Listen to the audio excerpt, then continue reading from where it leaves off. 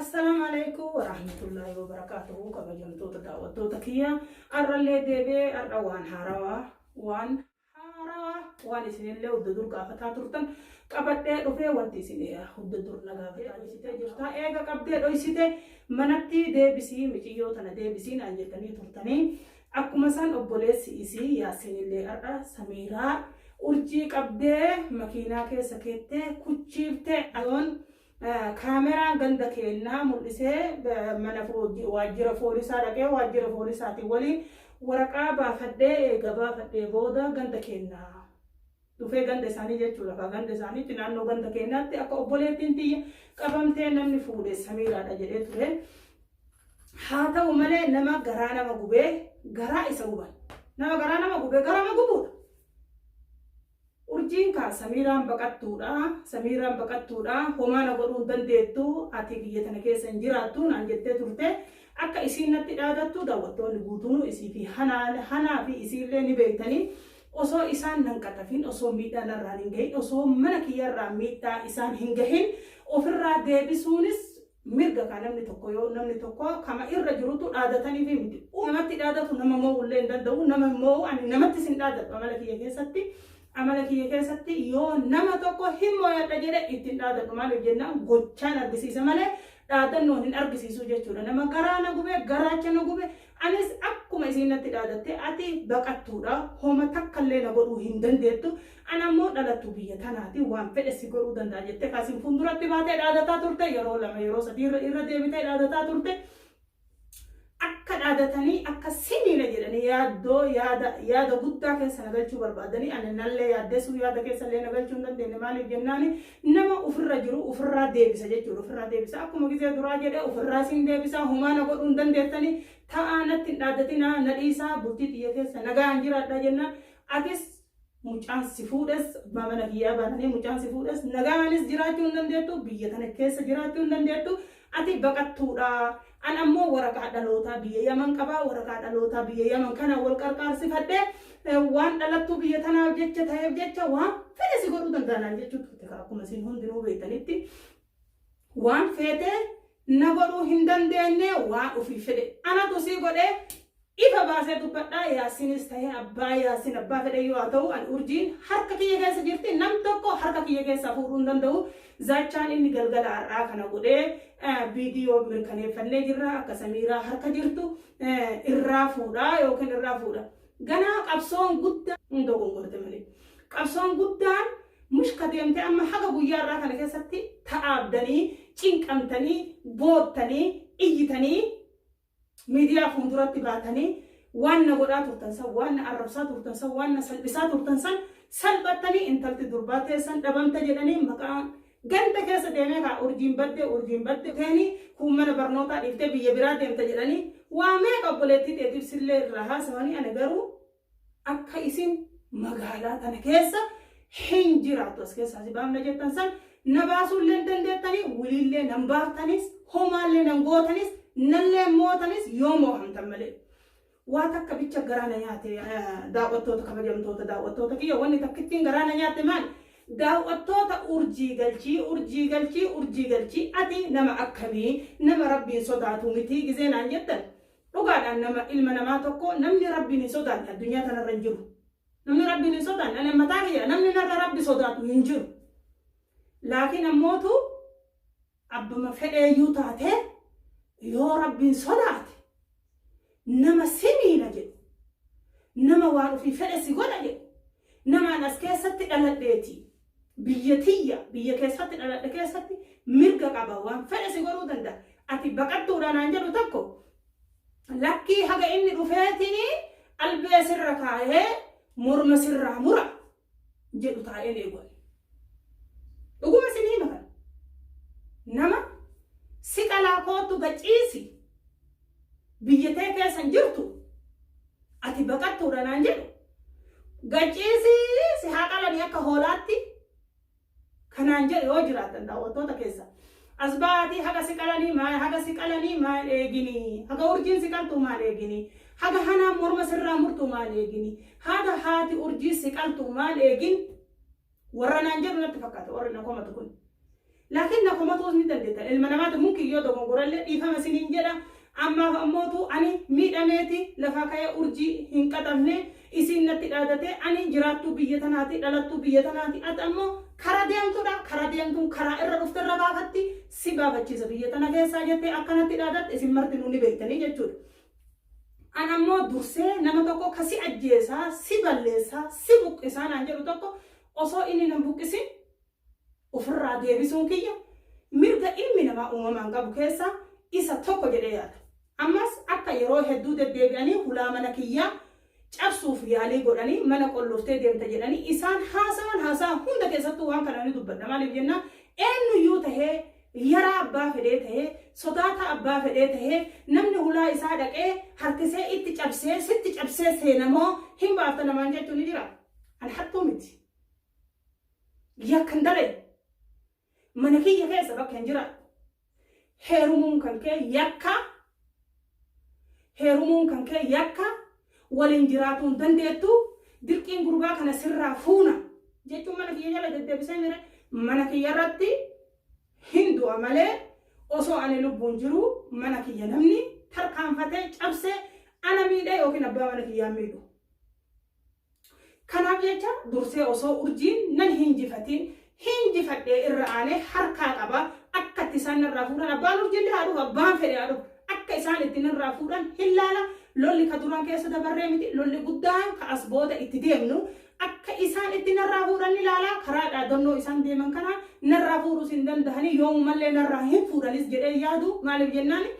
namni tokko gizima waan tokkotti ka'u dogongora guddaa keessa Samiiraan seenta jedhee dubbata Yaasin. Ani dogongora tokko keessan seenu dogongora keessa namni seenuu obboleettii tanteeti kaka'eenatti dhaabate anaa nagaan jiraadhu mana kiyya keessa si balleessaa biyya tana keessa jiraachuu hin dandeettu gaafa naan jette eega kaa biyyee siin qabaatte biyyuma siin qabdu tanarraa dalga galchuudha dalga xiqqishoo dargameessee laalamee akka dandeettii isiin qabduu fi ani qabu hin laalaa jechuudha. Nama garaacha nama gubee garaachuma isa guban garaacha na gubanii ciisuu na dhooganii ummanni Oromoo bal'aan akka beekutti narraa dhooggaa ani isin tuquun barbaadu isiniin kun warra jaarsa kiyyaati kabajaan nu jidduu jira hanaa waliin narratti hin tulinaa jedhee kadhataa ture isaan ammootu si humbeeynu ati yoomumallee jaartii gurbaa mucaa kennaa tahuu hin dandeettu silleen dhiibnu hin jiraattu naan jedhani anammoo alhamdulillahi galanni rabbiin haa ga'u haga guyyaa irraa jira garuu gaafii hedduu isin na gaafattan keessa gaafii lama na gaafattanii gaafii jajjaba gaafii tokko amma isinii deebisa gaafii tokko ammoo yeroo biraa isinii deebisa yerootti qabadde yeroon dhufa maaliif jennaan amma sa'aatiin waan nageenyeef jecha gaafiin isin na gaafattan ati urjii deebisi urjii wanni an deebisuu dhabeef ummanni na dhiisutti hin jiru akka miidiyaa fuulduratti bahanii dubbatan kanaa miti. Wanni isaan natti yaadanii wanni isaan sigoona jedhanii narratti yaadaa turan waan kana sani jedhee isin ibsuu hin danda'u haga anumaa na dhabamsiisan takka haga lubbuutti yana ajjeesan takka haga yookaan biyya tana keessa na baasan takka ani akka biraan qabu heerumellee akka aadaa hambaa jirtutti eega wal'aanni silaa isaanii manguddoo natti ergatee na araarfatu qaba maaliif jennaan isaanii nan dhaadate malee ani ittiin dhaadan manguddoo ari'anii Yaasin guyyaa kana waan jedhu dhageettanii manguddoon biyya tana keessa hin jirtu maaliif himatuu dhabde nama nurra gurguddatti akka ani manguddoo gara mana isaanii erge isaan manguddoo ari'anii gandatti deebisan isin martinuu quba qabdan daawwattoonni kiyyallee quba qaban akka isaanillee immoo viidiyoo sallaalanii haati urjiitii fi urjiin intaltisan manguddoo gara mana kennaa ergite jedhanii ashaa godhanii jechuu hanjamaa godhanii manguddoo gaachana biyyaa ta biyyi isiin ijaaramtee deemtu ka gumaa namaafittu ka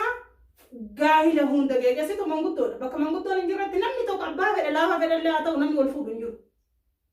bakka manguddoon hin jirretti abbaa fedhellee kan nama ajjeese yoo ka ta'u taate gumaan hin dhumu jechuudha manguddoo biratti manguddoo duratti hin dhumu manguddomatu ka du'ellee gumaa kafalee ka wal dhabellee araarsee ka miidhaa guddaa walirraan ga'ellee araarsaa jechuudha. Isaan manguddoo adaniiti maali matinii Samiiraan dogongora guddaa keessa seentee maaliif hin himatin akka an himadhe quba qaban dalga dubbii faallaa dubbii xiyyaa baay'isuuf ammas karaan isaan deemanii karaa seeraatillee na argatuus hin dandahan karaa manguddootiin manguddoo isaantu ari'ee an ammootu isaanitti yoo harka kenne ummanni kun na balleessuu deema yeroo hedduu natti dhaadatanii yeroo hedduu na sodaachisuu yaalanii Kanaaf jecha gaafii keessan isinii deebisuu muciyyoo tana galchita isin naan jettan galchuu dhabe bakka kanatti isin daawwattoonni dhiifama isiniin jedha. Talammeessoo ammootu daawwattoonni irra guddaan keessan Samiira maaliif fuula cufattee naan jettanii waan fuula kana cufadheef yeroo biraa abbaa manaa kiyyaa waliin dhufne isiniif ibsaa jechuudha isiniif ibsa. Tataaniti ammootu lolli kennaa fi haadha urjii akkumatti fufatti jira yoo lolli kacimu taate malee ani yoo isaan karaa nagaatiin dhufan yoo isaan karaa nagaatiin dhufanii badii isaanii fudhatanii waan yakka fudhatanii yakka kiyyallee jidduutti bahee kan ulaalee nuuf fixu taate hin diduan. Ammoo akka isaan humnaan sirraa fuuna nu malee namni hin jiru ati namni si bira hin jiru nuti nama hedduu qabna nuti Oromoo bal'oo qabna ati ammoo nama hin qabdu naan jedhan kanatti narraa fuudhuu hin dandahanii itti du'ee dhabama malee nam tokko narraa fuudhuu hin danda'u. Abdiinis waan jedhu ati shayxaana moo namaa gizee silaalu nama fakkaata garuu ati shayxaana moo namaa yaa obboleessa kiyya abdii. Ani akkuma siin jedhe waan hijaaba kiyyaa maaliif fuula dhoyfattaa isin jettan kana isinii deebisa. Yeroo biraatiif isinii deebisa abbaa manaa kiyyaa waliin dhufe. Laakiin ammoo ati osoo akka kiyyaa kanatti namni sitti dhaadate ati osoo akka kiyyaa kanatti jaartii tantee tasii waliin mana jirtu san warrummaan isii fakkeenyaa jaartii tantee tasii waliin mana jirtu san ati jaartii tantee tana waliin jiraatuu hin dandeettu. Ati miti namni waliin jiraatu malee nama biraati biraa si baafna giddiin siin jedhani jaartii tee kana gattee biraa baata hin baatu biraa yoo dhuguma sodaataa taate malee yoo dhuguma nama onnee hin qabne taate malee yoo dhuguma nama quuqama jaartii teetii jaalala jaartii tanteetii hin qabaanne taate malee dhiiftee biraan baatu. Haqa ofii irratti du'uun hayti haqa kiyya abbaan manaa kiyya haqa kiyya ka rabbiin halaala naa godhe jechuun an akkanatti itti dhufa son ta'e karabbiin halaala godhee karabbiin naa filatee karabbiin isaaf ana filate jechuudha. Waliin filachuu jechuun umrii waliin madaalu umriin. Laakiin ammootu ati sababa mucaa kanaa jetti isaa tana qabdee miidhaa irraan geettee fayyaddu. Viidiyoo isaanii duubatti deebii ilaalme maal jechuu turan maalirra turan akkamitti dhaadatuu turan akkamitti si balleessine naan jechuu turan. Viidiyoo isaanii ka duraanii irraa waan yoo laalte xiinxalite yoo laalte waan irraa argata irra deebiiti laali. Eenyumanuu garuu haa haasawu malee haa dubbatu malee eenyumaanuu ka ani jeyna jedhe ka ani luuyna jedhe